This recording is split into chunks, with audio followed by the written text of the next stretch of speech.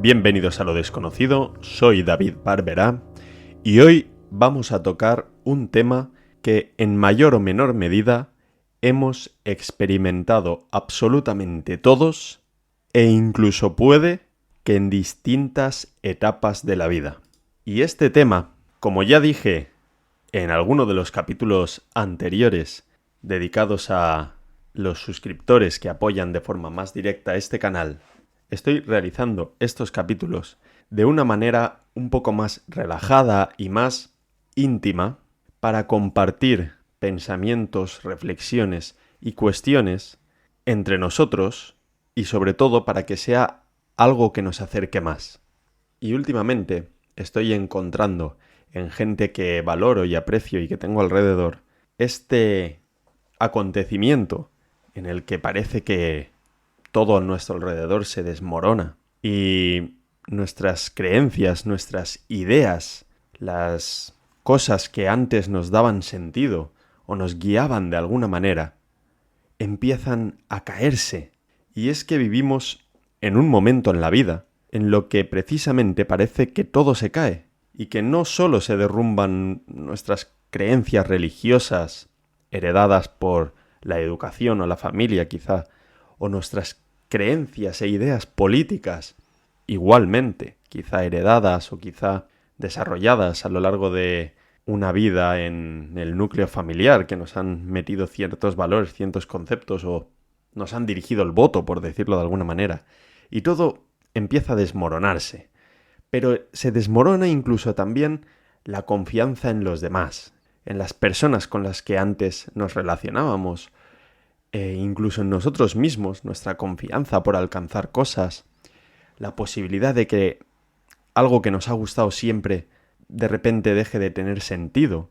Es una experiencia bastante silenciosa, bastante íntima, casi vergonzosa, porque muchas veces podemos ser reconocidos, qué sé yo, por jugar al ajedrez. Y de repente un día nos sentamos frente al tablero y decimos, es que ya no le encuentro sentido a jugar al ajedrez. Y de repente tu círculo de amigos con el que siempre te reunías para jugar al ajedrez, o en el club de ajedrez, o en el bar para tomarte algo mientras echas unas partidas y una conversación agradable, de repente dices, ¿cómo hago yo ahora para decir que no me apetece el ajedrez? Y estamos en una cultura tan obsesionada con el propósito, con la motivación, con las ideas inquebrantables, con el convencimiento, que reconocer que ya no creemos en nada o que no confiamos en nadie es casi una confesión de fracaso. Pero ¿y si te dijera que esto no es para nada así? Que es algo que nos pasa absolutamente a todos los que intentamos reflexionar y plantearnos las cosas y que de hecho ocurre en distintas etapas de la vida. Pues así es. Antes de nada, me gustaría recordar que estos capítulos, porque como el podcast también se sube a YouTube, hay gente de YouTube que me recrimina que se pone a escuchar este capítulo y se les corta a mitad. Entiendo que puede ser frustrante, pero me gustaría recordar que este capítulo está íntegro en iVoox y que se puede acceder a él a través de los enlaces gratuitos que dejo en la descripción o en las redes sociales y con la suscripción al canal o con la suscripción a iVoox Premium, que te permite acceder a todos los capítulos de fans de todos los podcasts del mundo que estén subidos a iVoox. Pero en fin, por no demorar más tiempo en estas explicaciones, vamos directos al tema que nos ocupa, porque ya sabéis que estos capitulitos no me gusta hacerlos demasiado largos. Como he dicho, la pérdida de la fe puede parecer eso, una caída, un fracaso, entendiendo la fe como lo que he explicado al inicio, no solo enfocada hacia un Dios o unas creencias. Pero lo único que hay que cambiar aquí es la forma en cómo hacemos la lectura de lo que está ocurriendo. Porque cuando eres el centro, el protagonista de este suceso, en el que todo alrededor se cae, evidentemente tienes esa perspectiva de estar en el centro y sentir que algo está ocurriendo. Pero todo esto puede ser el significado de un desnudamiento interior. No es que dejemos de creer, que dejemos de confiar, que dejemos de entusiasmarnos porque somos débiles o porque nos estamos volviendo vagos o porque sentimos el fracaso o porque nos hemos vuelto que todo nos importa un bledo. No. De hecho, es todo lo contrario. Simplemente es que todo aquello en lo que creías ya no sostiene todo nuestro peso. Evidentemente no es un peso físico. Esto pasa por ejemplo, en muchas curvas de aprendizaje, en el que empiezas a aprender algo, crees que lo sabes todo, conforme sigues estudiando te das cuenta de que no sabes nada, te desmotivas, te hundes y vuelves a subir en esa gráfica de conocimiento. Lo vemos en psicología, lo vemos en muchas ramas del conocimiento. Así que esto para nada es algo negativo, sino el primer paso hacia una forma más honda de estar en el mundo. Y como os decía, esto nos ha pasado, nos pasa y nos pasará a todos. Pero no lo digo yo, es que lo he leído en muchísimas personas, en muchísimas corrientes, en muchísimas filosofías y religiones. He leído este proceso.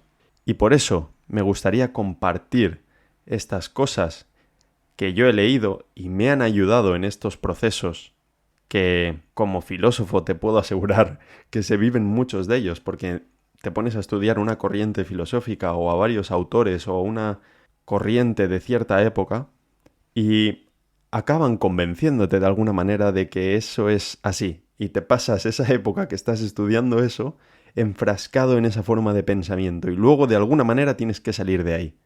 Así que vamos a adentrarnos en esto.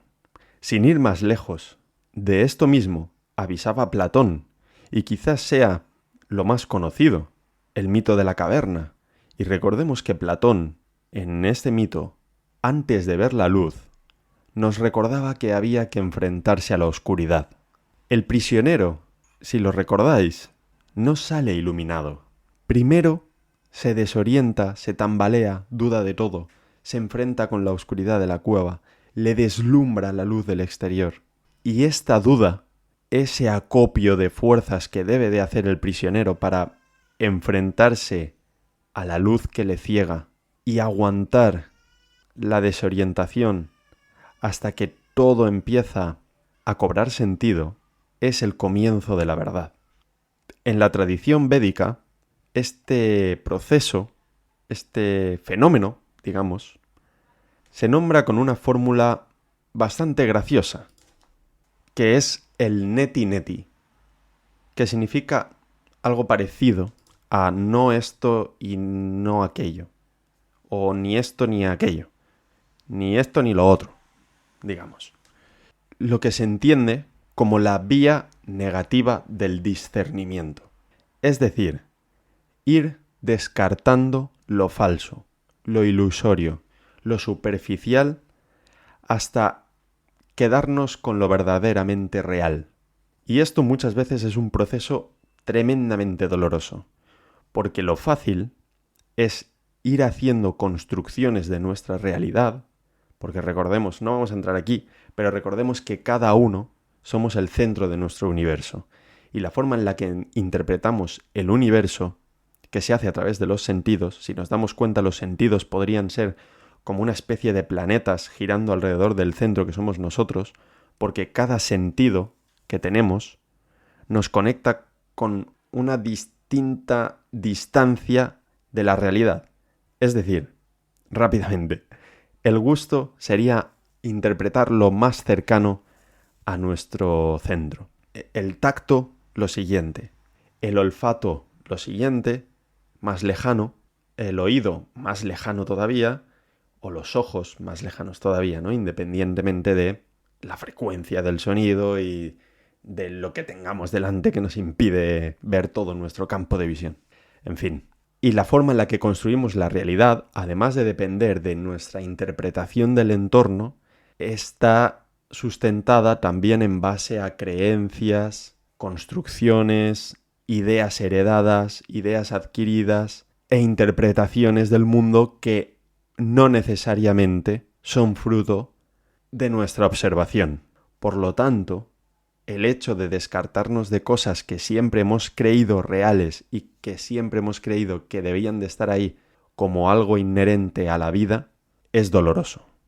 Hay una idea muy bonita de esto que relaciono con estas religiones orientales, como la tradición védica, pero que sin embargo es la idea de una filósofa mística conocida como Simone Weil, que escribió algo parecido a que cuando Dios retira su presencia, lo hace para que el alma aprenda a amar sin esperar nada a cambio. Porque muchas veces esa construcción de la que hemos hablado también nos da un sentido y un propósito. Y si esas cosas no son reales, automáticamente cuando nos damos cuenta perdemos el sentido y el propósito.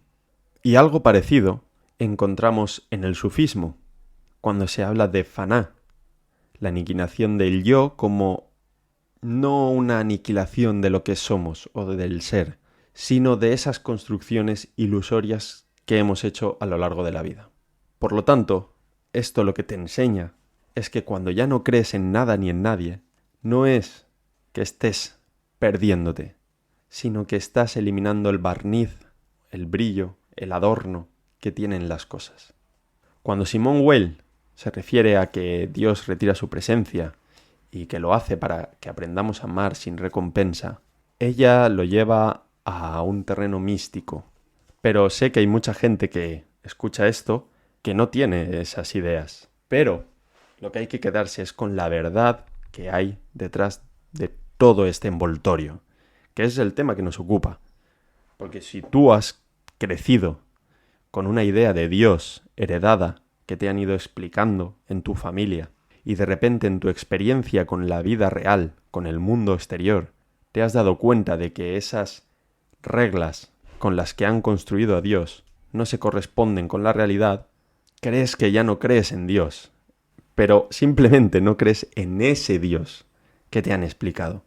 Porque como he dicho muchas veces, tanto en el catolicismo como en el judaísmo y en otras religiones, esa idea de Dios es una construcción que se hizo para, ciertas cosas, no vamos a entrar ahí.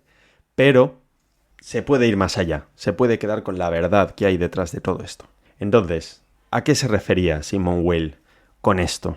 Pues, por ejemplo, por poner un ejemplo un poco para reducirlo al absurdo. Pero si, por ejemplo, tú has crecido toda la vida con la idea de ir a la universidad, porque te han educado así, porque solo puedes labrarte un buen futuro si vas a la universidad, etc. Pero cuando creces y te surge una oportunidad laboral o te encuentras con la responsabilidad de tener que formar una familia y no puedes dedicar tiempo y recursos a estudiar una carrera, o porque has tenido una idea de negocio o quieres emprender con tus amigos o cualquier cosa de esta, que el camino no pasa por ir a la universidad, porque te das cuenta de que hay otras salidas, no todo pasa por ir a la universidad y labrarte ahí una carrera y un futuro y un porvenir, pues puede que pases un proceso de duelo con esa idea y esas creencias y tengas que ser extremadamente valiente para renunciar a esa idea que te habían metido en la cabeza. Pues simplemente lo que Simone Weil quería decir es que puedes seguir queriendo estudiar por ti, por tu formación, para aprender a emprender ese proyecto, esa empresa. Puedes estudiar, e incluso más de lo que se estudia en la universidad, para aprender a hacer cierta cosa, para aprender a programar, para aprender a marketing, para sacar a flote tus proyectos. O puedes dedicar meses a estudiar la psicología y jugar al póker porque te gusta y le encuentras un futuro. Crees que puedes ganar dinero jugando al póker. Y vas a dedicarle más horas de estudio que si fueras a la universidad. Porque es necesario. Pero se hace necesario el hecho de renunciar a ello y aprender a estudiar por nosotros, por lo que realmente queremos, por lo que realmente nos va a funcionar. Porque creemos en algo. No estudiamos lo que nos dicen otros que debemos estudiar para demostrar unos conocimientos sobre algo que quizá no nos importa nada. A eso se refiere Simone Weil. Es decir, aunque Dios retire su presencia, no quiere decir que ya no debas de amar a los demás porque Dios te va a recompensar con el cielo o te va a castigar con el infierno. No, lo que hace es para que aprendas a amar por ti, para que aprendas a amar porque tú vas a ser más feliz amando a los demás, porque vas a hacer más feliz a los de alrededor amando a los demás. No debes de amar y comportarte bien con los demás para recompensar a un Dios, sino para ser mejor, para hacer felices a los demás, para ser feliz tú mismo. De hecho, este es un principio que surge en la psicología existencial, y estos psicólogos que se dedican a ello consideran que está tremendamente confirmado el hecho de que cuando nuestras estructuras de sentido se derrumban, aparece el vértigo de la libertad. Una libertad sin promesas, sin mapas, sin sentido, sin manual, pero que precisamente esa carencia nos otorga unas posibilidades inmensas. Algo parecido a lo que decía Viktor Frankl, con todo este tema de Auschwitz y demás, ¿no? Con el que se hizo tremendamente conocido. Pero una de las cosas que decía es que cada uno de nosotros no puede elegir sus circunstancias, pero sí la actitud con las que se enfrenta a ellas. Por lo tanto, incluso en ese vacío tan brutal que sentimos cuando todo lo demás se ha ido, es que sigue habiendo una libertad interior para responder a todo lo que nos rodea y nos sucede. Por lo tanto, aunque Dios se haya ido, su verdad última, que es el amor, por ejemplo, que es el aprender a amar, podemos seguir aplicándola, aunque no tengamos esa recompensa de Dios.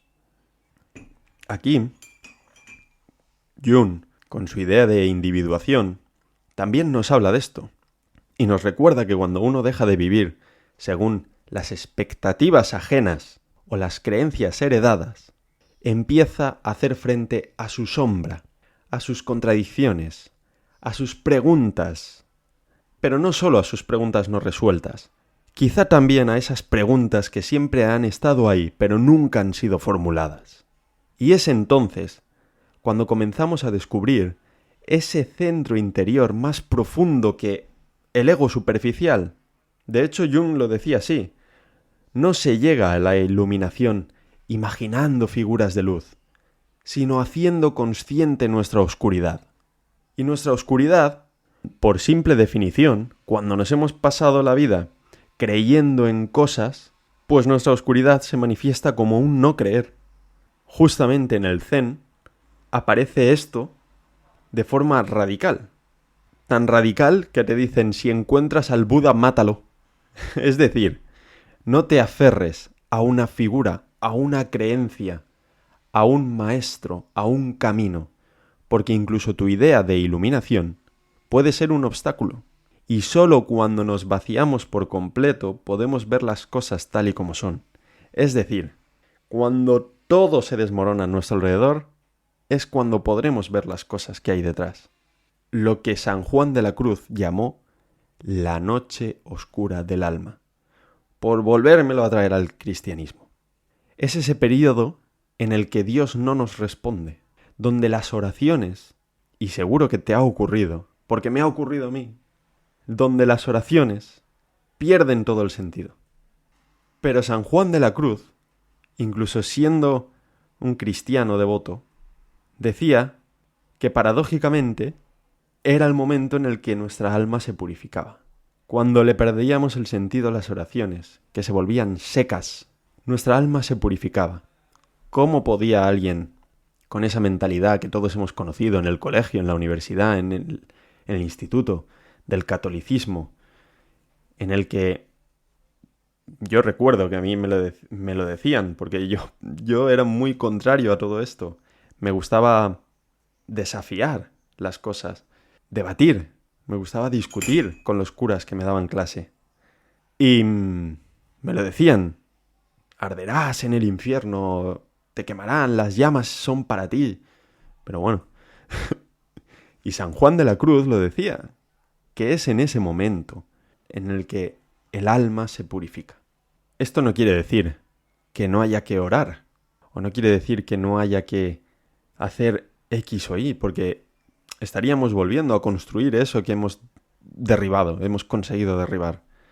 No, lo que quiere decir es que hay que buscar lo que de verdad tiene sentido.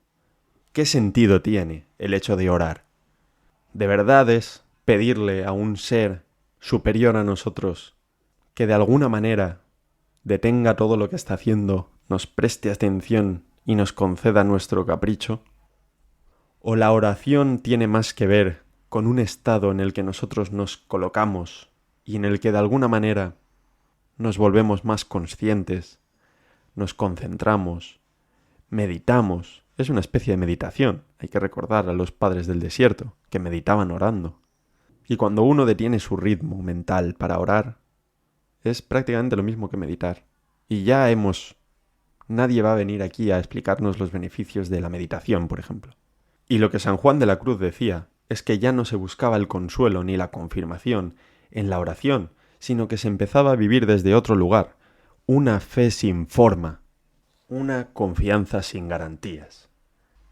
Por lo tanto, cuando estamos frente a este tipo de verdades, ¿qué es lo que hay que hacer cuando todo se nos desmorona? ¿Cómo podemos quitarnos de encima esta sensación? Bueno, pues yo lo que puedo hacer es compartir el cómo he superado yo esos momentos que he tenido muchísimos. Porque como digo, cada vez que estudias una corriente o algo, caes en ese pozo de pensamiento. Así que lo primero es no huir.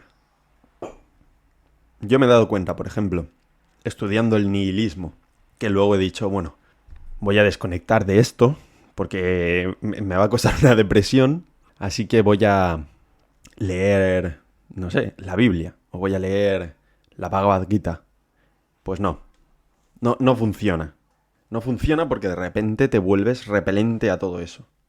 Así que lo primero es no huir, no intentar sustituir el vacío que nos genera todo esto, el derribo de toda nuestra realidad, con fórmulas nuevas, nuevas construcciones, discursos, afirmaciones forzadas, frases que ha dicho alguien, porque en un mundo de respuestas prefabricadas, una vez construyes derribar muros, construir otros de arena no me parece la mejor solución. O sea, lo más valiente aquí es quedarse en silencio, no por resignación, sino por respeto a nosotros mismos, a lo que hemos logrado y a lo que está por venir. Y cuando todo lo anterior colapsa, lo más honesto es esperar a lo nuevo. Por lo tanto, el segundo paso es mirar de frente a esa desconfianza. Lo que decía Jung de confrontar la sombra, dediqué un capítulo a ello. Si queréis podéis ir a escucharlo. Es decir, mirar eso que nos hace sentir mal, no como un enemigo, ojo, no como un enemigo, o sea, no mirarlo, no hacerle frente desde el enfrentamiento, desde la batalla, sino como un maestro. Porque recordemos que eso que ahora tenemos enfrente ha surgido a raíz de un proceso. Es decir, ¿qué tiene que enseñarnos? Porque no es que hayamos perdido la capacidad de creer en eso que hemos derribado, sino que nos hemos dado cuenta de que donde pusimos nuestra capacidad de creer, no lo merecía. Así que toca humildad y aprender de este nuevo entorno que nos rodea. El siguiente paso, yo diría, como he dicho ya con lo del tema de Dios, es aferrarse a la verdad. Claro, suena muy bien, ¿no? ¿Cuál es la verdad? Bien. Me refiero a aferrarnos a esas pequeñas cosas que nos hemos dado cuenta que son ciertas. Es decir, siempre he llevado una vida católica y siempre he amado al prójimo porque así me han educado a hacerlo. Pero es que ahora el prójimo me está tocando la nariz. Y la verdad, la verdad, no me cae tan bien el prójimo. Pero, claro, por otro lado tengo miedo, porque a mí me han dicho que Dios... Bueno, ojo, vamos a bajarla. Vamos a bajarla al césped. Si has perdido esa confianza en Dios, está bien. Pero lo que es verdad es que amar al prójimo no es algo que nos enseñe Dios porque si no nos va a castigar. No, la cuestión es que si amas al prójimo, no solo vas a hacer a esa persona más feliz, la vas a reconfortar, la vas a hacer sentir querida, sino que tú te vas a sentir mejor. Y hay numerosos estudios alrededor de esto. Y además, que cualquiera puede hacer la prueba. Si sales de casa, aunque suene muy Mr. Wonderful, si sales de casa con una sonrisa, siendo amable, dedicándole buenas palabras a la gente, con seguridad vas a volver más contento a tu casa. Desde las neuronas espejo hasta la neuroplasticidad y cosas místicas si queremos. Pero la cuestión es que eso es una verdad fundamental.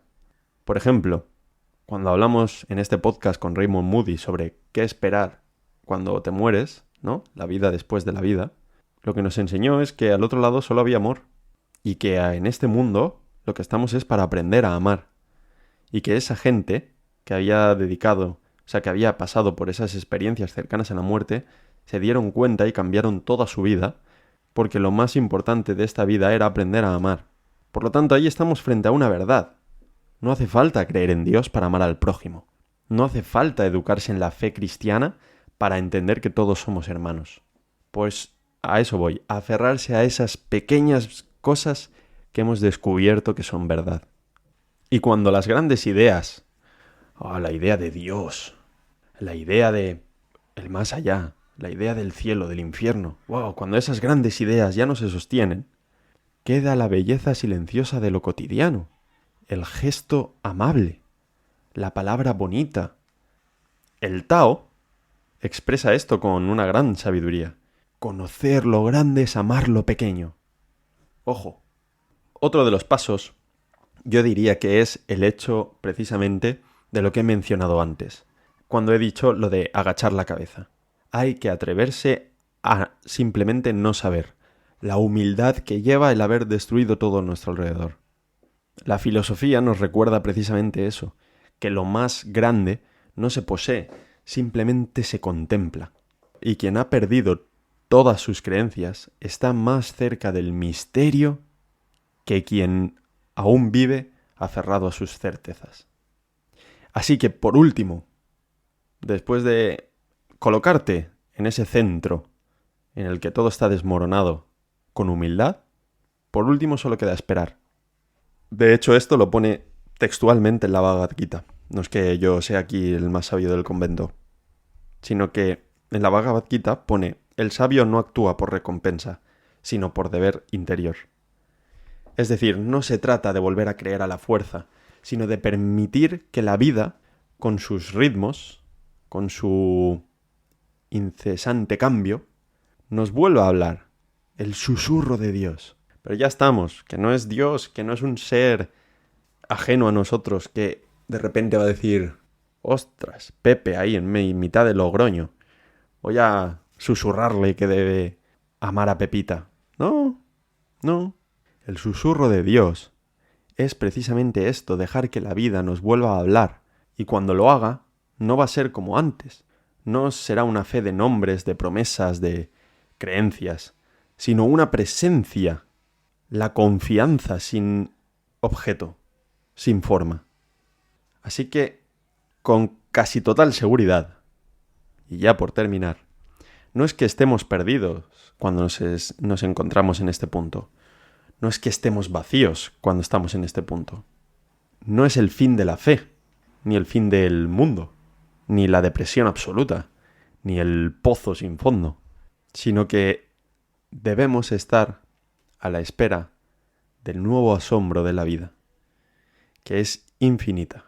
Y si no crees en nada ni en nadie, sin embargo, sigues aquí escuchándome, porque estás buscando, escuchando, viviendo, esperando.